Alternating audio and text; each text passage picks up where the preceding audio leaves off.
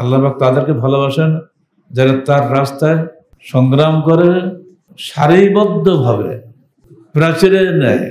আমরা একটা প্রাচীর আপনার হয়েছেন সারা দেশে, এই প্রাচীর যত মজবুত হবে তখন পরীক্ষার জন্য বাধা আসবে, এই বাধার সামনে যেন ভেঙে পড়বেন না, এটি আমাদের দাবি রইল।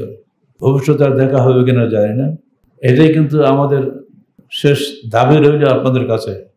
আমরা জীবনে বাঁচি বা না বাঁচি, আহলে হাদিস আন্দোলন যেন মরে না যায়, একে বাঁচিয়ে রাখার দায়িত্ব কিন্তু আপনাদের। ইনশাআল্লাহ আগামী দিনে আল্লাহ পাক কাকে ইমারতে নিয়ে আসবেন আমরা জানি না, কিন্তু দায়িত্ব প্রত্যেকের কিন্তু সমান।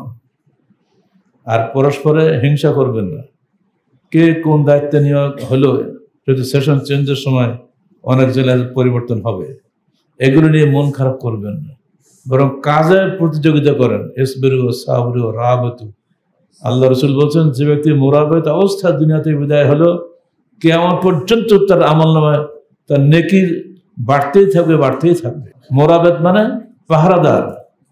আপনি আহলে হাদিস আন্দোলনের পাহারাদার, কোনো রকম শিরক বিদআতের জন্য আপনাদের আন্দোলনে না ঢুকে এই পাহারাদারি করতে করতে যদি আমরা দুনিয়া থেকে বিদায় হয়ে যাই, তাহলে এই বিদায়টা আমার কিয়ামত পর্যন্ত আমলনামায় লিখিত হবে।